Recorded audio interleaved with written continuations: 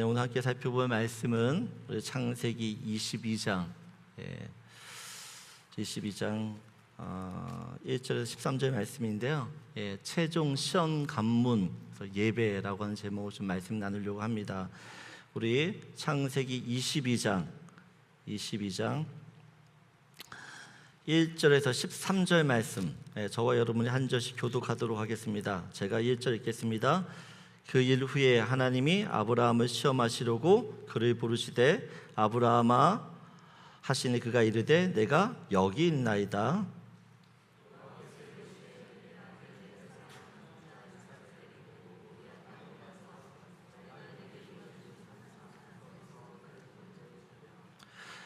아브라함이 아침에 일찍 일어나 나귀의 안장을 지우고 두 종과 그의 아들 이삭을 데리고 번제에 쓸 나무를 쪼개어 가지고 떠나 하나님이 자기에게 일러 주신 곳으로 가더니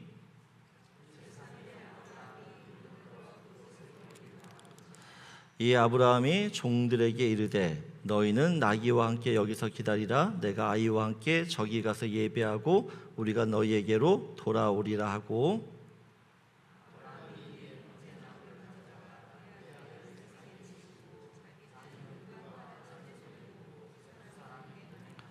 이삭이 그 아버지 아브라함에게 말하여 이르되 내 아버지여 하니 그가 이르되 내 아들아 내가 여기 있노라.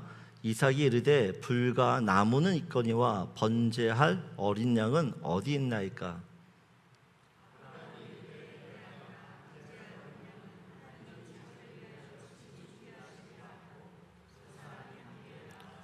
하나님이 그에게 일러 주신 곳에 이른지라. 이에 아브라함이 그곳에 제단을 쌓고 나무를 벌려놓고 그의 아들 이삭을 결박하여 제단 나무 위에 놓고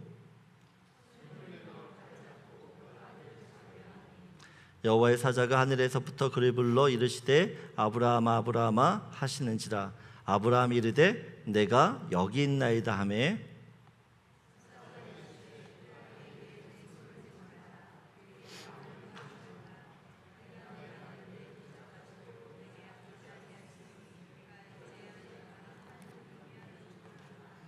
13절 같이 있습니다. 아브라함이 눈을 들어 살펴본즉 한 순양이 뒤에 있는데 뿔이 수풀에 걸려 있는지라. 아브라함이 가서 그 순양을 가져다가 아들을 대신하여 번제로 드렸더라. 아멘. 하나님께서 하셨던 아브라함의 시험은 아들 이삭을 번제로 바치는 것이었어요. 우리는 여기서 이런 질문을 한번 해볼 수 있습니다. 하나님께서는 왜 번제라고 하는 그 제사 방식을 통해서 아브라함을 테스트하는가입니다. 다른 방법, 다른 시험들도 많을 텐데 왜 굳이 제사라고 하는 이 방식을 통해서 아브라함을 지금 테스트하는가예요.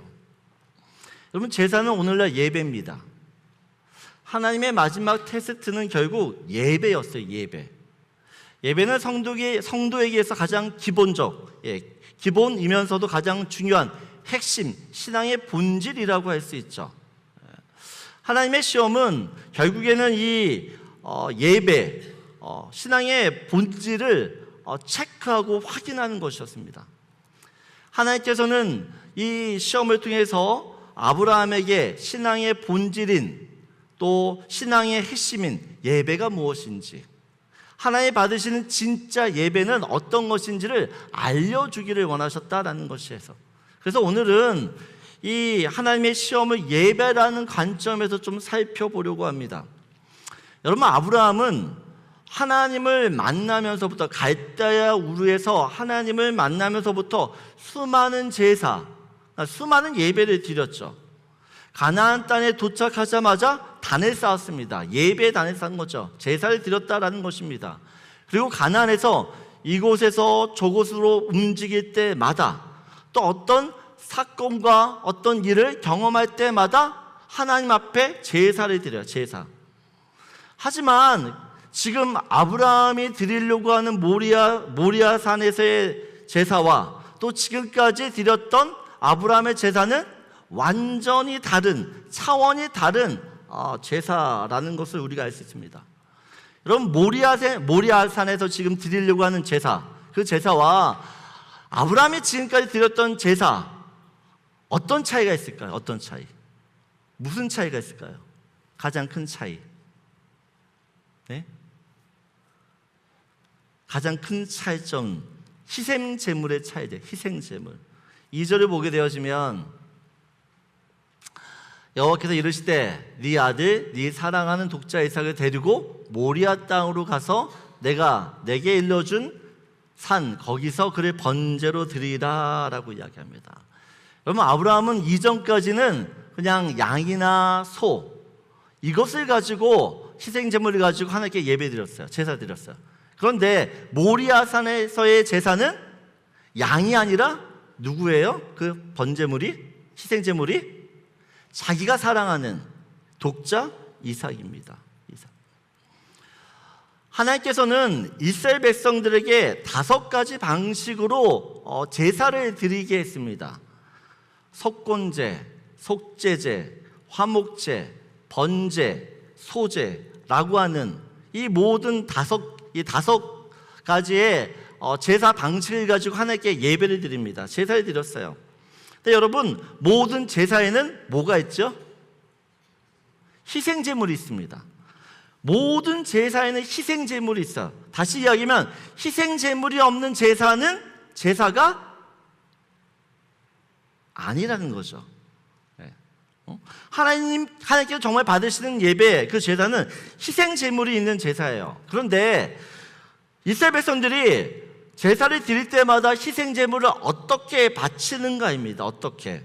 첫 번째는요, 희생제물을 준비를 해야 됩니다. 여러분, 희생제물은 제사 드리는 그날 당일에 정해지는 것이 아니에요. 여러분, 제사를 지내려고 그러면 3개월이든 6개월이든 된 그 짐승들을 가지고 제사를 드리거든요. 그러면 집에서 키우던 가축 중에서 가장 좋은 그 짐승을 희생물로 준비를 해야 됩니다. 여러분, 하나님께 드려지는 희생제물은 흠이 없어야 됩니다. 아파서도 안 되고, 질병이 있어서도 안 되고, 무슨 스크래치가 있거나 뭐 이게 부러져서도 안 돼요. 아주 온전한, 흠집이 없는 건강한 그런 제물을 하나님께 바쳐야 됩니다. 여러분, 이 흠없는 가축을 제사를 드리려고 하면 어떻게 됩니까? 집에서부터 이 가축을요, 짐승을 정말 정성스럽게 키워야 되는 것이야. 정성스럽게. 키우다가 아프면 어떻게 해요? 그 짐승은 제물로 합당하지 않아요. 그러니까 하나님께 드릴 그 제물을 어떻게 보면 바치기 위해서 이스라엘 백성들은 늘 어떻게 해요? 집에 있는 그 짐승을 애지중지 정성스럽게 아프지 않게 정말 잘 키워야 되는 거예요. 잘 키워야 돼요. 여러분, 이 흠없는 짐승을 이제 제사장 앞으로 가지고 옵니다. 가지고 와요. 두 번째, 가지고 와서 어떻게 하죠? 짐승에다가 제사 드린 사람이 어떻게 해요? 손을 얹고 안수를 해요. 저기처럼 안수를 해요. 왜 안수합니까? 안수하는 이유, 내 죄가 흠없는 짐승한테 안수한 순간 이 죄가 저쪽으로 옮겨지는 거예요. 옮겨지는 거예요. 그래서 흠이 없던 그 짐승이 내 죄 때문에 어떻게 되는 거예요? 이제는 흠이 있는 짐승이 되는 거죠. 흠이 있는 짐승이 되는 것이에요. 그런 다음에 어떻게 합니까? 이 희생제물을, 흠이 있는 그 짐승을 이제 죽여요. 여러분, 누가 죽입니까? 네? 누가 죽여요? 누가 죽여요? 제사장이 죽여요?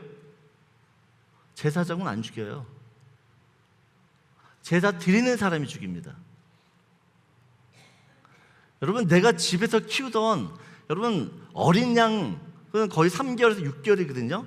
여러분, 새끼 그 양과 여러분 뭐 다 애완견이나 뭐 이렇게 키워봤지만 새끼 짐승이 얼마나 예뻐요.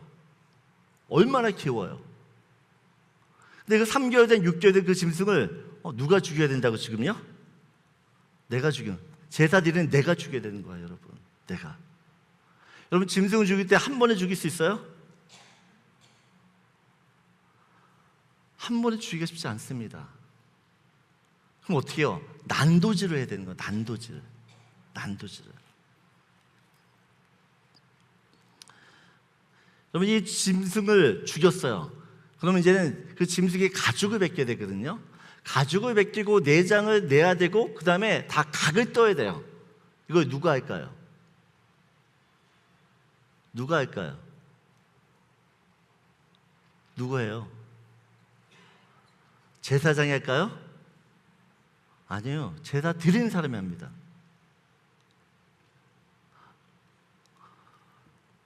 여러분, 구약의 제사는요, 제사 드리는 사람이 모든 걸 해요. 제사장은 그 모든 걸 가지고 그냥 옮겨다가 제단불에 놓고 태우는 일만 해요. 태우는 일. 여러분, 구약의 제사는 그렇게 간단하지가 않습니다. 제사를 드릴 때마다 그 제물을 어떻게 해요? 5개월, 적어도 3개월, 4개월 동안 어떻게 해요? 준비를 해야 되는 거예요. 준비를. 그 제물을 많은 시간과 정성과 노력이 들어가는 거죠. 여러분, 하나님께 드려진 제사는 그냥 짐승을 가지고 가서 제사 드리는 그 때에만 이루어지는 것이 아니라 사실 그 전부터 제사가 시작되는 거예요. 그 전부터 시작되는 거예요. 그러니까 진짜 하나님께서 원하는 제사 뭐냐? 그냥 당일날 와서 제사 드리는 거 아니라 그 이전부터, 시간부터 어떻게 보면 하나님께 예배를, 제사를 드릴 준비를 하고 있는 거죠. 여러분, 특별히 구약의 제사는 짐승을 죽여야 하기 때문에 잔인합니다.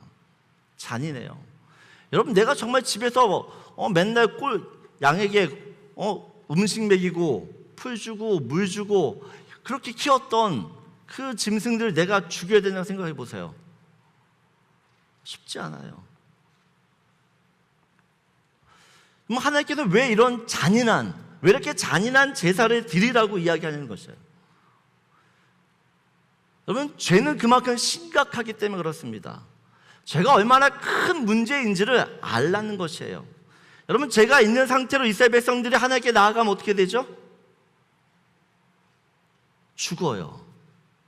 죄를 가지고 있는 상태로 하나님 앞에 나가면 그냥 죽어요. 그래서 이스라엘 백성은 늘 하나님을 만나려고 하면, 또 하나님이 이스라엘 백성들과 함께 하려고 하면 반드시 희생 제사를 드려야 되는 거죠.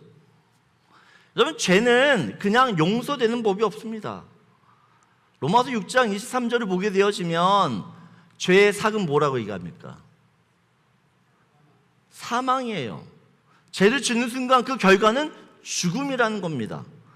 그러니까 죄를 지으면 하나님께서 어떻게 그 죄를 심판하냐? 죽음으로 하세요. 죽음. 그래서 히브리서 9장 22절을 보게 되어지면 같이 읽겠습니다. 율법을 따라 거의 모든 물건이 피로써 정결하게 되나니 피 흘림이 없은즉 사함이 없다라고 이야기해요. 여러분, 피 흘림이 없으면 죄는 절대 용서되는 법이 없어요. 그렇기 때문에 이스라엘 백성들은 죄를 지을 때마다 어떻게 해요? 짐승의 피를 흘려야 됩니다. 흘려야 돼요. 여러분, 구약의 모든 제사들은 죄 때문에 사실 내가 죽어야 되는데 내 대신 짐승을 희생제물 삼아 대신 죽이는 거예요. 그 죽임당하는 짐승을 보면서 무엇을 깨달아야 됩니까? 야, 죄를 지으면 저렇게 되는구나. 죄를 지으면 저렇게 죽는구나. 죄가 이렇게 무섭구나. 야, 절대 죄 지으면 안 되겠네. 여러분, 이런 생각하라는 것이에요. 이런 생각. 그 제사를 지나면서 정말 죄에 대해서 지긋지긋해야 되어지고 지긋지긋해야 되는 마음을 가져야 된다는 거예요. 야, 정말 죄 싫다. 그런 미운 마음을 가져야 된다는 것입니다. 하지만 짐승의 제사는 한계가 있죠. 한계가 있어요. 왜요? 사람들이 죄를 지을 때마다 계속 제사를 드려야 되는 거예요. 계속. 내가 하루에 죄를 졌는데 그 다음날 죄를 또 지면 어떻게 되는 것이에요? 또 제사를 드리는 것입니다. 그래서 구약의 제사는 불완전한 제사야. 불완전한 제사. 여러분, 내 안에 죄가 있는지 없는지를 확인할 길이 없으면 어떻게 할까요? 야, 내가 하나님께 지금 나가야 되는데 내가 지금 죄를 지었는지 짓지 않았는지를 확인할 길이 없어요. 그러면 이세벨은 어떻게 합니까? 괜히 내가 죄 있는 상태로 하나님께 나아가면 죽을 수 있으니까 어쩔 수 없이 또 제사를 드리는 것이에요. 제사를 드려야지만 그나마 안심하고 하나님께 나아갈 수가 있는 것이에요. 여러분, 구약의 모든 제사는 예수님을 상징합니다. 예수님을 상징해요. 십자가에서 죽으신 그 예수님을 상징해요. 이삭을 바치는 그 아브라함은 사실은 예수님을 십자가에 내어주신 하나님 아버지를 연상케 하는 거죠. 하나님께서는 이삭을 죽이진 않으세요. 그 대신 어린 순양을 대신 희생제물로 준비하십니다. 그리고 우리가 읽었던 이 어린 순양이 사실은 예수 그리스도, 십자가에서 희생제물로 죽으신 그 예수 그리스도를 상징해요. 상징. 하나님은 이삭을 살리셨지만 자신의 아들 독생자 예수는 살리지 않고 죽으셨어요. 희생제물로 삼으셔서 그를 어떻게 십자가에서 죽으셨다는 것입니다. 여러분, 제가 있는 내가 살려면 누군가는 반드시 죽어야 돼요. 누군가는. 그 누군가가 누구예요? 예수님이라는 거죠. 그 예수님 때문에 사실은 어떻게 해요? 나의 모든 죄가 용서가 된 것입니다. 히브리서 10장 11절 12절을 보게 되시면 같이 읽겠습니다. 제사장마다 매일 서서 섬기며 자주 같은 제사를 드리되 이 제사는 언제나 죄를 얻게 하지 못하거니와 오직 그리스도는 죄를 위하여 한 영원한 제사를 드리시고 하나님 우편에 앉으사라고 이야기해요. 여러분, 구약의 제사들은 매일매일 제사를 드리지만 그 죄는 그때뿐이에요. 영원하지가 않아요. 그래서 어떻게 해요? 예수님을 통해서 그 십자가에서 단번에 드린 그 제사를 통해서 인간의 모든 죄가 용서가 된 거죠. 여러분, 이런 일을 누가 결정하신 겁니까? 누가? 하나님이 결정하셨어요. 여러분, 저와 여러분이 죽지 않고 살 수 있는 이유는 단 하나입니다. 하나님께서 예수님을 우리를 위한 희생제물 삼으셨기 때문이죠. 그래서 예배 때마다 우리는 무엇을 기억해야 되냐? 하나님의 은혜, 나를 위해 죽으신 그 예수님의 은혜를 기억해야 되는 거죠. 그 예수님을 기억하면서 그 주님을 찬양하는 게 예배라는 것이에요. 예배. 우리가 예배 드릴 때마다 이 예배 통해서 예수 그리스도를 생각하지 못하고 기억하지 못하고 그 예수님이 나를 위해 하신 일을 모른다 그러면 우리는 예배를 드려도 그 예배가 진짜 하나님 받으신 예배가 될 수 없다라는 것들을 여러분 기억하셔야 돼요. 기억. 오늘 9절을 보게 되어지면 우리 한번 같이 읽겠습니다. 하나님이 그에게 일러주신 곳에 이른지라 이에 아브라함이 그곳에 제단을 쌓고 나무를 버려놓고 그의 아들 이삭을 결박하여 제단 나무 위에 놓고라고 이야기합니다. 보통 제사를 드릴 때에 드려지는 희생 제물은 소나 양, 염소 등이 있어요. 구약에서는 좀 더 그 제물들을 하나님 딱 정해 주셨습니다. 야, 이런 짐승을 가지고 제물 드려. 그게 소, 양, 염소, 비둘기, 그 다음에 곡식이었어요. 곡식도 몇 가지 종류가 있었습니다. 아무리 가난해도 모든 사람이 그 형편에 따라 제물을 드릴 수 있도록 여러분 그 제물의 종류들을 이렇게 잘 하나님께서 구분해 놓으셨어요. 가난한 사람은 정말 가난하기 때문에 어떻게 해요? 비둘기 같은 곡식 가지고 제사를 드려요. 넉넉한 사람은 소, 양, 염소를 가지고 제사를 드리죠.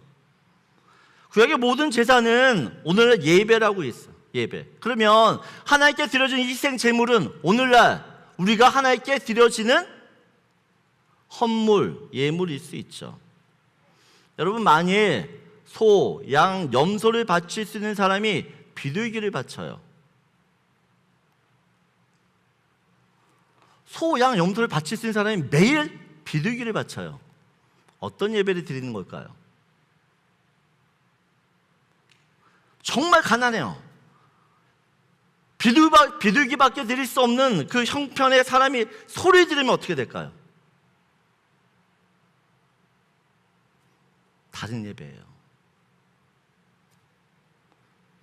여러분, 마가복음 12장 41절을 보게 되어지면 같이 읽어볼까요?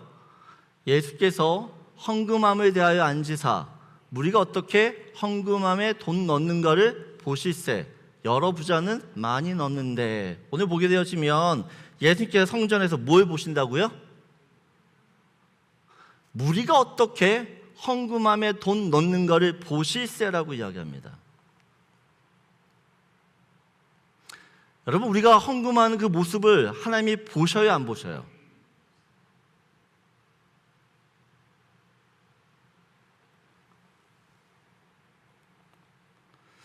여러분, 이때 과부가 두렛돈, 쉽게 말하면 1불짜리 2개를 헌금을 해요. 그때 예수님께서 그 헌금 두렛돈을 헌금했던 그 과부를 보시고 제자들 불러 모아요. 그러면 이야기하죠. 이 모든 사람들 중에서 이 여인이 가장 큰 헌금했다라고 이야기합니다. 왜요? 두렛돈은 그 여인이 가졌던 전 재산이었어요. 이불이 전 재산이었는데 다 드린 거죠.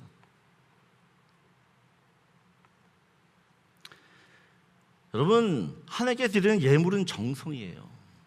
정성.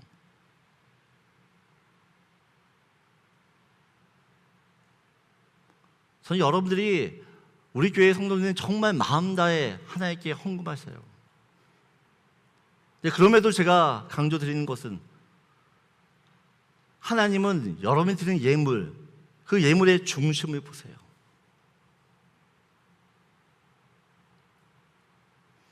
하나님 부자세요, 여러분. 네?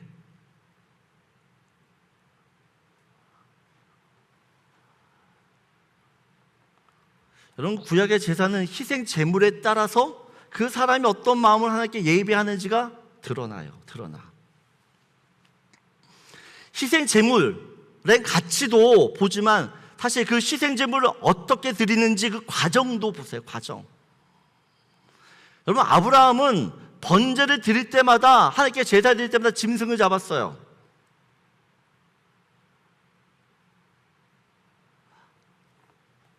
하지만 그때는 이 짐승을 죽이는 것에 대한 의미를 잘 몰라요. 그런데 이삭을 번제로 드리면서 이 아브라함은 하나님께 드리는 제사, 그 제사가 완전히 바뀌어요. 인식이 완전히. 하나님께 드리는 제사가 그냥 집에서 키우는 그 가축 중에서 하나를 잡는 것으로 끝나는 게 아니구나.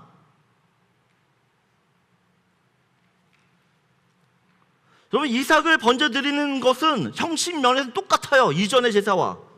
하지만 내용적으로는 완전히 다른 거죠. 완전히. 제사에 대한 태도, 마음가짐, 생각, 행동 하나하나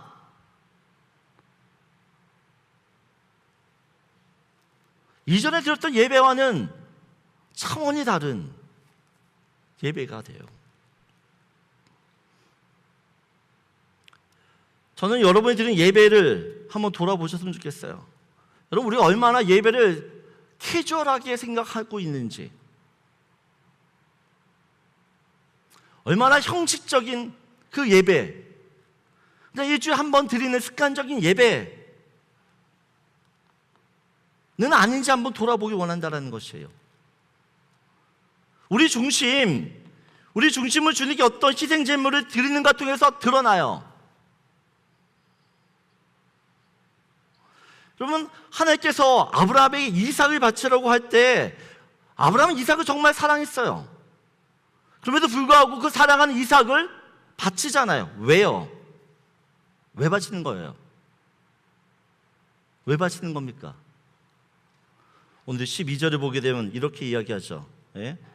사자가 이르시되 그 아이에게 내 손을 대지 말라. 그에게 아무 일도 하지 말라. 네가 네 아들 네 독자까지도 내게 아끼지 아니하였으니 내가 이제 네가 하나님을 경외하는 줄 아노라라고 이야기해요. 여러분, 진짜 하나님을 사랑하면 내가 사랑했던 그 모든 것들을 드릴 수가 있어요.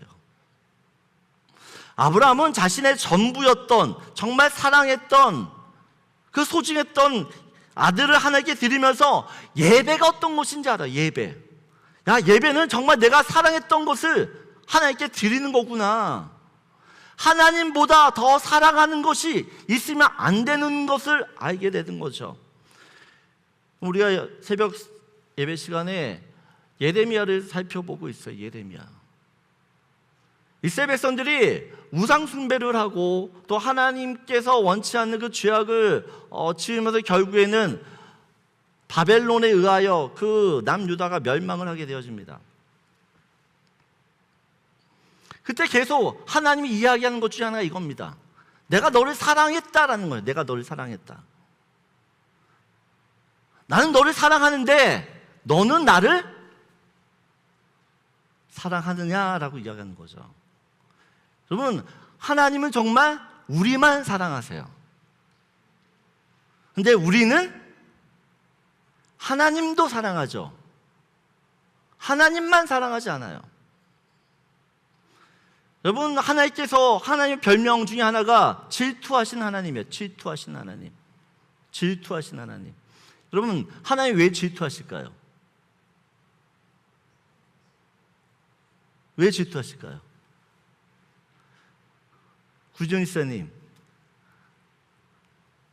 구지사님, 네, 박성희 지사님을 사랑하시잖아요. 대답이 늦어요. 큰일 나요. 바로바로 나오셔야 돼요. 사랑하시잖아요. 근데 내 아내도 사랑하지만 다른 여자도 사랑해. 그러면 그 박성희 지사님이 우리 남편은 이렇게 사랑이 많네? 이렇게 사랑이 많아서 나도 사랑하고 이 여자도 사랑하고 저 여자도 사랑한다 그러면 박성희 지사님 어떻게 하실 거예요? 네? 보내줘요. 보내줘야죠. 여러분, 사랑은 독점이에요. 독점. 하나님은 우리를 사랑하실 때 우리를 독점하기 원하시는 거죠. 마찬가지로 하나님께서 우리가 어떻게 해요? 하나님만을 독점하기 원해요. 독점. 근데 우리는 어떻게 해요? 나 하나님도 사랑하지만 이 세상도 사랑하고 이것도 사랑하고 저것도 사랑하고.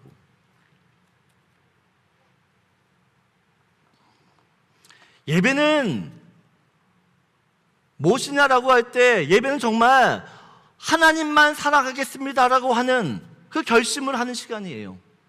세상 것을 사랑하더라도 이 예배를 통해서 내가 다시 한번 내 중심 가운데 하나님만 사랑하겠습니다라고 하는 그 고백, 그걸 할 수 있는 시간이라는 것입니다.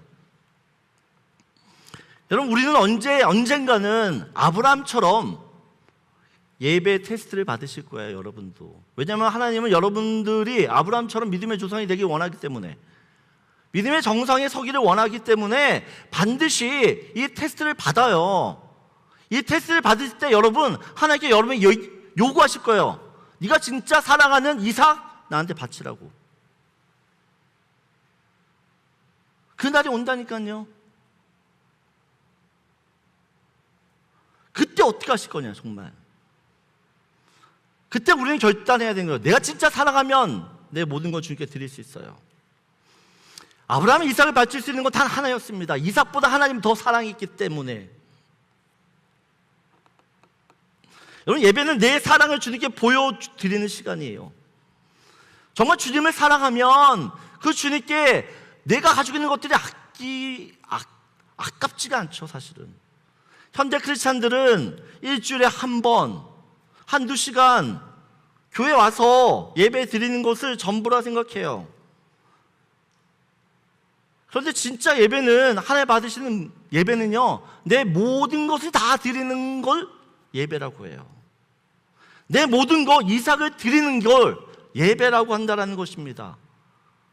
이 예배에 내 마음이 들어가고 내 뜻이 들어가고 내 생명이 들어가고 내 시간이 들어가고 내 건강과 물질과 가족과 직업과 내 미래까지 이 예배 안에 다 쏟아 놓을 수 있어야 돼요.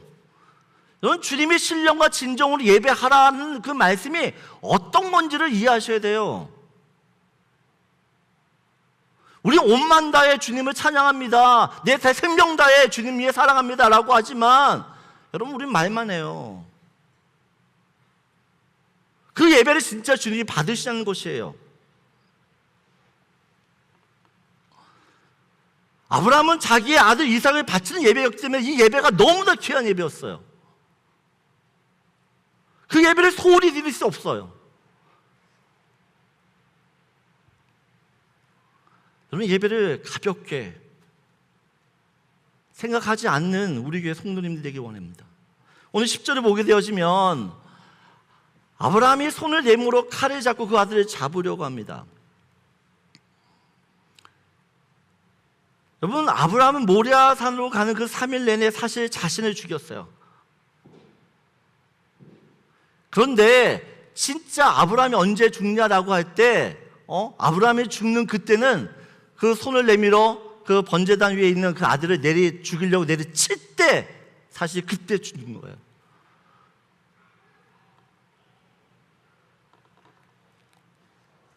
여러분, 이전에 3일 내가 죽는 것 같지만 사실 죽는 게 아니었어요. 진짜 언제 죽냐? 칼을 들고 그 아들 이삭을 죽이려고 하는 그때, 그 찰나, 그때 나도 죽어요. 아브라함이 죽는 거예요. 그럼 예배가 무엇이냐라고 할 때 예배는요, 내가 죽는 거예요.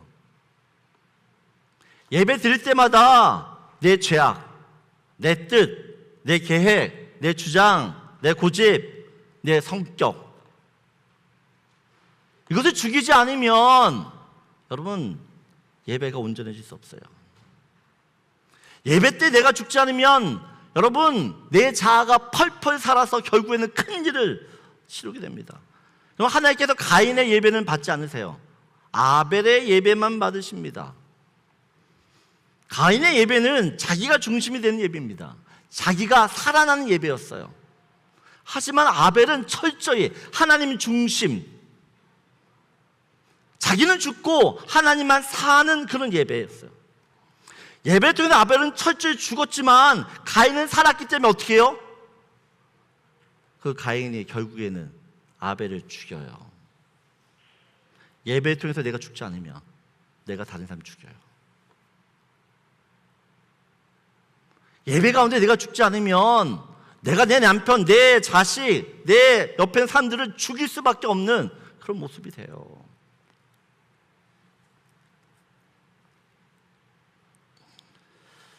하나님이 정말 원하신 예배는 내가 죽는 예배였어요. 내가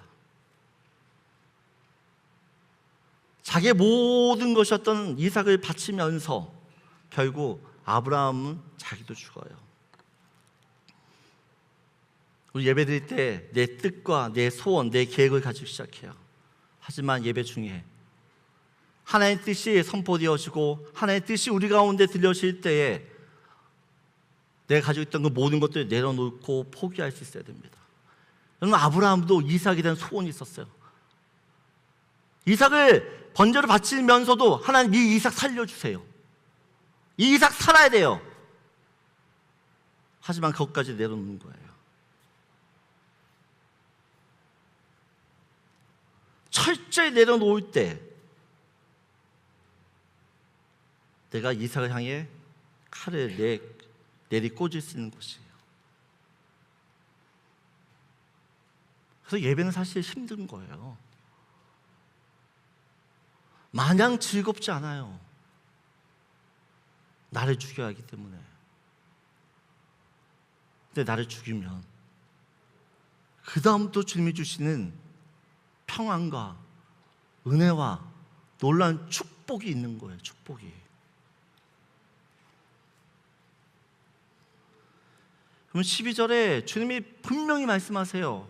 12절을 보게 되어지면 네가 네 아들, 네 독자까지 내게 아끼지 아니하였으니 여러분, 아브라함이 하나님께 아끼지 않았어요. 그런 아브라함을 보면서 하나님은 아낄까요?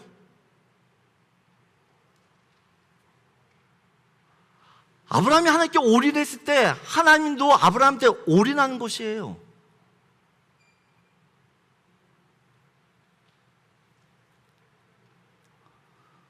주님은 언제나 여러분의 중심을 보십니다. 마음, 동기를 보세요. 특별히 내가 드리는 그 희생 제물을 통해서 그 중심을 확인하세요.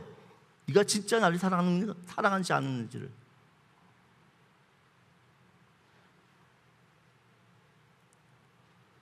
그것이 확인되면 하나님께서는요, 내가 바쳤던 이삭을 다시 나한테 주세요.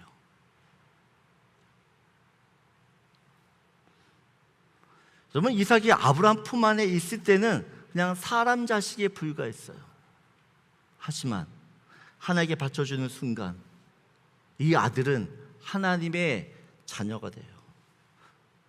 다시 말해, 하나님이 책임지시고 하나님이 축복하시고 하나님이 아름답게 사용하시는 믿음의 그 자녀가 되는 거죠. 여러분, 아브라함이 이삭을 번제로 드린 다음에 그 다음에도 예배를 드렸을 거 아니에요. 이삭으로 번제 드리고 나서 아브라함이 예배를 또 드렸을까 안 드렸을까요? 드렸겠죠.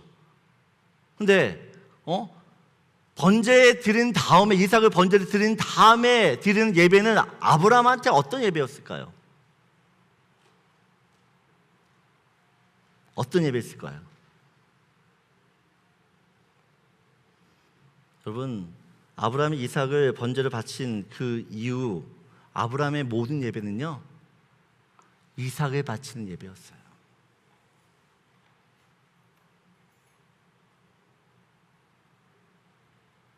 그런 심정으로 예배를 드려요. 그렇기 때문에 아브라함이 이삭을 바치는 이 예배의 사건을 통해서 아브라함의 예배는 이전과 이후가 완전히 달라져요.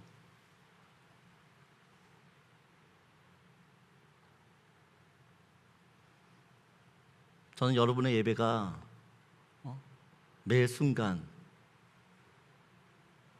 이삭을 드리는 예배가 되길 원합니다. 그 예배가 하나님이 받으시는 예배고, 그 예배를 통해서 결국 하나님이 큰 일을 하시는 것입니다. 여러분, 하나님께서 우리의 예배를 시험하세요. 그래서 예배에 승리하셔야 됩니다. 예배에 승리하려면 예배에 올인하셔야 됩니다. 정말 모든 걸 거셔야 돼요. 예배가 여러분의 모든 것이 되어야 된다는 것입니다. 사도 바울도 이게 나를 산 제사로 드리라고 이야기하잖아요. 여러분 자신이 이삭이 되어져서 주님께 바쳐져야 되는 그 예배가 진짜 예배라는 것이에요. 그래야지 예배가 여러분을 살리고 여러분을 형통케 하는 것이에요. 예배 때마다 여러분의 믿음을 보여주세요. 하나님한테, 하나님, 나는 이런 믿음으로 지금 앞에 주님 앞에 나가서 예배드립니다. 그럴 때 주님도, 그래, 나도 네 예배, 그런 예배 내가 받고 나도 너한테 다 줄게 할 수 있는 거예요. 여러분, 아브라함은 하나님을 위하여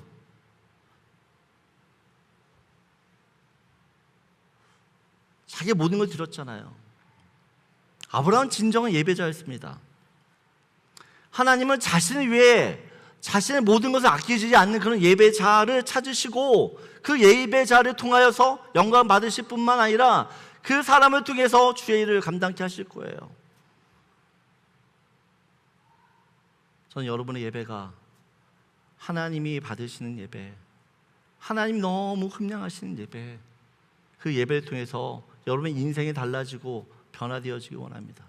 여러분, 우리 부모 세대들은 성경 공부 무슨 행사 안 했어요. 그냥 예배에 목숨 걸었어요. 여러분, 한국에 있는 우리 부모 세대들은요, 월, 화, 수, 목, 금, 토, 일 새벽 예배 드려요. 주일날에도 오전 예배, 오후 예배, 저녁 예배 드려요. 수요 예배 드리고 금요 예배 드리죠. 그리고 구역 예배 드려요. 일주일에 몇 번 예배 드리나요? 13번 드려요. 그런데 그 예배 통해서 그 인생들이 하나님께 복을 받았어요. 저는 여러분들이 예배 통해서 하나님의 은혜를 받기를 원하고, 그 예배 통해 은혜 받은 모습을 통해서 여러분의 자녀들이 예배자가 돼서 그 복들을 계속 흘러가길 원합니다. 예배를 귀하게 여기시고 소중하게 여기시고 이 예배에 여러분을 담으시길 바랍니다. 그래서 마지막으로 여러분과 나누고 싶은 말씀이에요. 같이 읽겠습니다. 온만 다해 예배에 올인하는 것이 하나님 사랑의 최절정 고백이 됩니다. 여러분, 하나님은 여러분의 사랑합니다, 하나님 사랑합니다, 예수님 사랑합니다, 성령 사랑합니다, 이 고백 너무 좋아하지만 예배를 통해서 하나님을 사랑한다라고 하는 그 고백을 진짜 받기를 원하시는 줄 믿습니다. 다시 한번 여러분의 예배가 여러분이 하나님 사랑한다라고 하는 그 최고의 고백이 되길 원합니다. 다 일어나셔서 우리 찬양하고 축도함을 마칩니다.